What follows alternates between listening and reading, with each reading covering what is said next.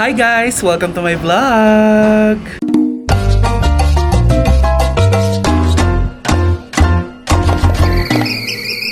So for today's vlog ay nandito tayo ngayon sa Doña Carmen. Doña Carmen ba to? Hindi na eh.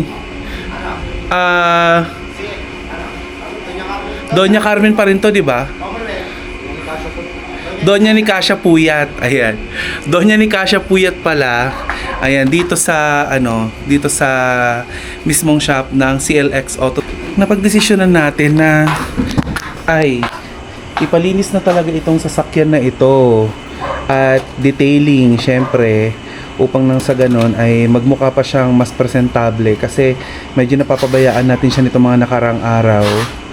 Ayan, kung matatandaan nyo, a few years back, itong CLX ay nag-detail din ng aking Honda Civic dati. Pero this time, ito namang Mirage. So, sila pa rin na may hawak kung sino yung gumawa dati. Sila pa rin ang mag-aayos nung sasakyan. So, tignan natin mamaya ang pagbabago. Though may mga dents na talaga ito, ang gusto lang naman natin ay malinis maski papano. At saka, alam nyo, meron silang engine wash dito. Which is maganda yun lalo na hindi natin laging nalilinis ang ating mga sasakyan. Tsaka alam nyo, natutuwa ako dito sa CLX kasi nung nakaraan, nakita ko, last year ba yun? Last year nakakolab nila. Last year nakakolab nyo si Kong TV, di ba? Si Kong TV. So sabi ko, ang galing naman. Ang dumi, di ba? Ang dumi. Parang hindi 2 taon lang yung sasakyan. So, sobrang dumi na niya. May engine wash sila mamaya. Tignan natin kung anong mababago dyan. Ayan oh, nanggigita pa. My God. Diba? So, mamaya i-check natin kung ano yung pagbabago. Kasi, ipapatanggal ko na din ito. Kasi hindi na ako part niyan. Hindi nyo makita, diba? Kasi may ilaw. Ayan. Yung istasyong yan. Hindi na ako part niyan. Kaya tigilan nyo nakakatanong tungkol sa kanila dahil hindi na ako part niyan. Anyway, papatanggal na natin yung at papalitan natin yan ng bago soon. Ay, hindi ko sasabihin kung saan ako dahil sila maglo-launch sa akin. So, meron silang waiting area dito, ipapakita ko sa inyo. So, upon entering, meron silang waiting area. There. May sertifikasyon. Diba? Pinagkakatiwalaan. Hindi putyo-putyo, hindi mo pwedeng isnabin. Ayan. Meron silang libreng pakape. May pa-Netflix. May aircon, malamig. Kahit mainit ang panahon, meron silang yan. Diba? Kung gusto mo magtrabaho, may wifi sila. Sa mga work from home dyan. Diba? Meron din silang hello po. Pumasok ko. Akala ko ito na yung CR. Hindi pa pala. Ayan, opisina pala. Pero dun yung way papunta sa CR. Diba? Comfort room is through this door. Oh, diba? Naloka ako si ate sa loob. Akala ko may tao sa CR. Anyway, mamaya i-update ko kayo kung ano mga pagbabago na makikita nyo dito sa sasakyan na ito. Dahil sobrang dumi naman na talaga. Diyos ko. My gosh. Tinatanong ko kanina kung babaklasin nila yung upuan kasi bago pa naman to. So, tignan natin kung may dumi na ba sa ilalim. Yung mga nawawala kong gamit, nasa ilalim ba ng upuan. Tapos kasi, eto pa, kung bakit ko nagustuhan sa kanila. Di ba may mga detailing na pag nag-detail sila, after mag-detail, may nagkakaroon ng leak yung sasakyan. Tapos yung mga wirings nasisira. May ganon. Ayoko ng pangalanan kung saan yun. Pero nangyari na yun sa akin. Dati nagkaroon ng tuloy yung sasakyan. Hi kuya! Ayan, nagpa-vlog din yan. Ayan, so oo, ako na nadayo sa inyo. Ayan, so tignan natin mamaya pagkatapos nila kung ano yung mga pagbabago dito. Tsaka mamaya ipaprank natin si Gandang Kara kasi April Fool's Day ngayon. Ewan ko ba nagkalat yung mga Pilipino nakikiuso doon sa April Fool's Day. Wala naman tayong ganyan dati. O try nating tawagan si Kara mamaya. Tingnan natin kung ano ang maging reaction niya pag inutangan natin siya ng 500,000. Sige nga, tignan nga natin kung papautangin ako ni Kara ng 500,000. Let's see.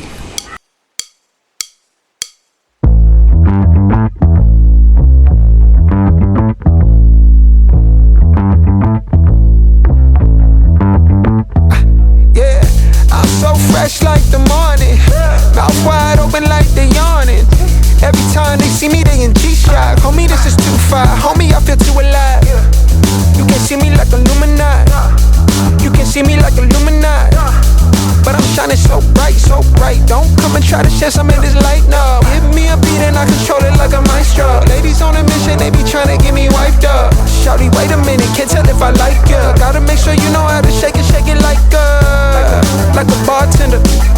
Team with me and they all winners. And you know we ballin' all winter, all summer. Jewelry around my neck is lightning, but I'm all thunder. Keep coming with it. Keep coming with it. Keep coming with it. Place your bets on us. Get your money and flip it, yeah. Keep coming with it. Keep coming with it. Keep coming with it. Place your bets on us. Get your money and flip it. Bring a friend and come along. Don't be taking too long. The vibe's too strong. If you don't know how to move, then we moving on. Ain't no way rhythmic feet up in this place. If you can't catch the feeling, then get out the way. I've been reeling and fish from the lake. They keep saying I'm down to earth, but I'm really out of space. All these women aliens, super foreign, so exotic. Hop in the Mercedes Benz, and I got them question like ice pouring the bub. It's overflowing on us. You drop it, then pick it up. I think I'm falling in love, but shawty, this isn't what you probably thinking it was. It's a vibe out, cooling it for the weekend and such. You gon' find out once you come on and bring me that up.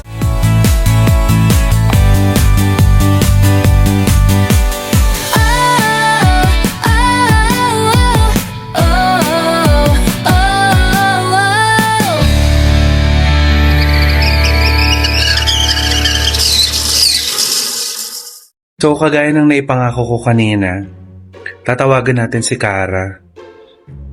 Uutangan natin siya ng pera. Hindi ko alam kung tama ba itong gagawin ko.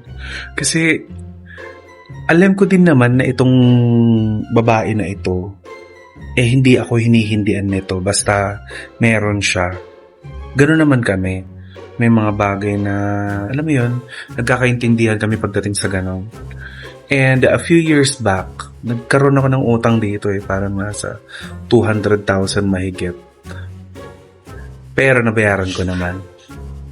Ngayon, ang gagawin natin, kunwari, nabangga yung sasakyan natin.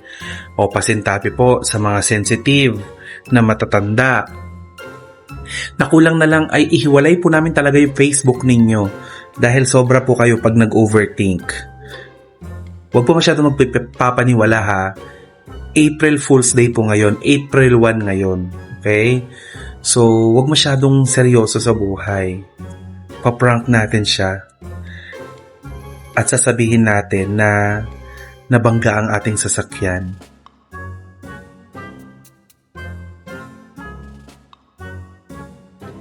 Nagre-ring na. Nakikita niyo ba? Clarice Magbuo.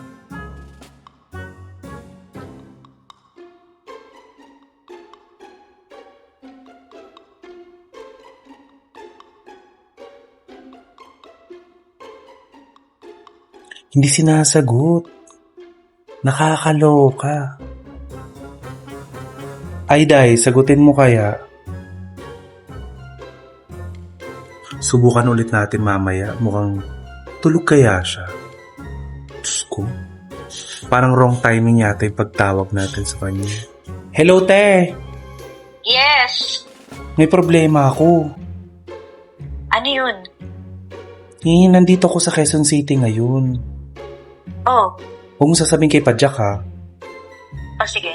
Kasi baka magalit siya. Oh, bakit?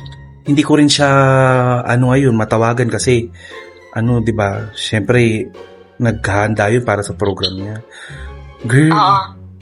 na-aksidente ako. Ano? Na-aksidente ako dito sa QC. Oh. Ba't nakakapagsalita ka pa?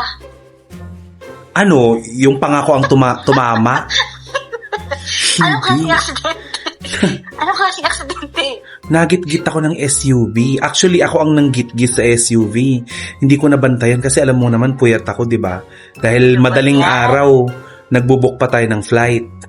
Kaya, flight is life. Yes. Pero yun nga, tapos, may problema ako. May nagit-git akong SUV. Tapos, Oo. medyo, maldita yun. Actually, nandito ako sa kanila ngayon. Dinala nila ako dito. Sabi sa akin, magbayad daw ako ng danyos kasi bukod sa nasiring sasakyan nila, doktor tsaka abogada. Buntis pati yung babae. Sabi nila, iskandaluhin daw nila ako kapag hindi ako nagbayad. Ano ba yan? Paano yan? Magkano babayaran mo sa kanila? Sinisingil nila ako ng 500,000, te. Ha? Ibig sabihin, ganun kalaki yung damage na nagawa mo? Oo, nabasag yung sasakyan nila eh. Naka-Chevy sila, te. Naka-Chevrolet sila. Oh my gosh. Meron- Bakit? Anong gagawin natin ngayon? Wala akong pera, baliw. Putik. Alam mo na, wala akong trabaho ngayon. Meron ako, pero pinagkakasya ko lang yung savings ko. Diba nga? Kailan? Bakit magbabayad ka ng danyos? Wala namang may gusto na aksidente. Sabihin mo yung babayaran mo, yung nasira mo lang na yupi. Wala ka na nga kamong trabaho. Nakita kasi nila, te, na media ko. Pag media ba mayaman? Tayo nga, duka eh. Yun nga eh. Pero wait lang, paano? Ako palang tinatawagan mo. Oo, ikaw pa lang. Alam mo naman sa kalokohan, ikaw lang talagang nakakausap ko, di ba? Oh my gosh, so paano yan ngayon? Meron ka bang extra? Extra 500? Wow Hindi, extra 500k? kahit kalahati lang. 500k? Teka lang, kailan ba yung deadline ng 500k mo? Sabi nila ngayon na daw i-transfer, i-wire transfer ko daw, te. Kasi kung bilis hindi, today talaga. Di ba pwedeng hulugan? isisend ko sa yung picture mamaya nung sasakyan ko. Hindi rin maaalis yung sasakyan ko. Nandito lang din, malapit sa dito sa Quezon City. Pwede bang pa-transfer ako kahit kalahati lang? Pwede kitang sendan ng 500, pero huwag mo muna ibibigay sa kanila lahat yung 500. I-keep mo muna yung iba. Kumbaga mag-down payment ka muna kasi baka mamaya hindi na pala ganun yung gastos, di ba? Dahil mo naman pera. Baliw, lang yun, yung loan ko lang yun. Papagamit ko na lang muna sa'yo. Bakit? Saan mo sana Habang gagamit? hindi ko pa ginagamit. Saan mo ba gagamitin sana yun? Wala, syempre nagbabalak akong bumili ng ng lupa. Wow, Yaman kahit jobless, no? Oo. Ganun talaga, pag malakas ang loob mo. Kahit nga. Alam mo, naiiyak na ako pero natatawa ko ngayon sa Huwag ka na. Lang yan, pera lang yan, masosolve yan. Pag issue ng pera, isipin mo, laging matatapos yan. Mas pangit pag issue ng health, di ba? Mas masakit yun. Sabagay, maaasahan ka talaga, te. Pero yun nga, Oo. April Fool's Day ngayon, di ba? Buisit. Di wow. Hindi talaga uutang. Pero at least alam ko na kanina ko hihiram ng 500,000 kapag kailangan ko. Huwag mong tutuhanin na. Pulis lang pala. Baka mamaya gawin mo next week, Ay, hindi. Hindi ka na Thank you, te. Bye. O, sige na, bye. Sino next na tatawagan mo? Try ko kasi ako Try ko kaya kay mami. Naku, baka mahimatay yun. Wow. Gagi bang magalit dyan sa'yo? Sira ulo ka. O, sige na. Mag-ingat ka. Change outfit. Ang init kasi sa labas. So, kada labas ko, parang pinagpapawisan ako. So, ngayon naman, i-check natin kung ano na ang kaganapan sa labas. Kasi, naririnig ko kanina, binabalik na nila yung mga upuan ng sasakyan. So, i-check lang natin. Let's go!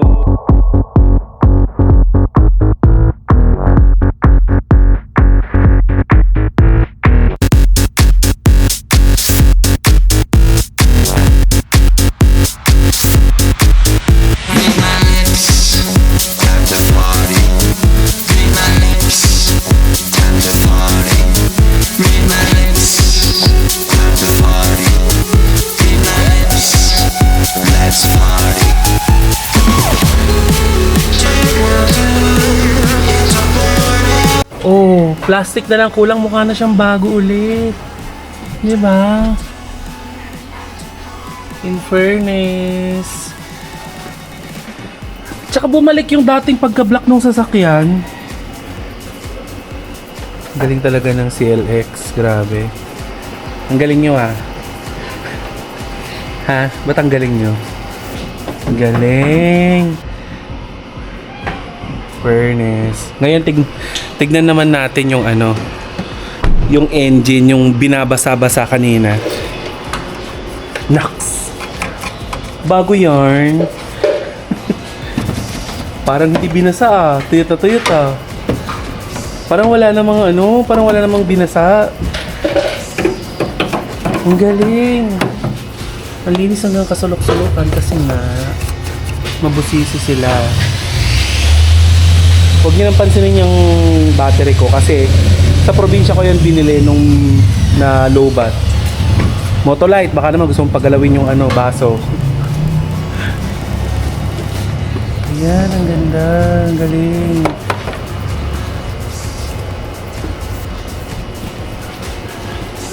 Fairness. So sabi nila kanina, ibabalik nila yung dating kitab ng sasakyan. Guys, tapos na. Ngayon, tinatanggal na lang nila yung... Ayan yan. Yan, tinatanggal na lang nila yan. Pero grabe, pwede kang manalamin. Sobrang kintab. Guys, don't forget to like and subscribe into my YouTube channel. And please hit the notification bell upang nang sa ganon ay updated ka sa lahat ng ganap ko dito sa aking YouTube channel. At malapit na tayo mag-start sa ating bagong trabaho, kagaya ng na-post ko sa aking Facebook page. At ilalagay ko rin yung link ng Facebook page ng CLX Auto Detailing upang nang sa ganon kung sakasakali gusto nyong ipa-detail ang inyong mga sasakyan, lalo na yung mga maduduming sasakyan nyo. Naku, Diyos ko, lalo na yung may mga alagang bata. Importante po na malinis po ang inyong sasakyan. Sa mga naka-street parking dyan, hindi mo alam kung ano ang sumisiksik sa loob ng iyong sasakyan. Mga ipis, daga, hayaan mong linisin nila ang iloob ng iyong sasakyan. At of course, napaka-importante, of course, diba? Tayo nga naliligo. Ano pa kayo sa sasakyan natin? Car wash lang. Kulang, ipa-CLX Auto Detailing mo na yan. Bye!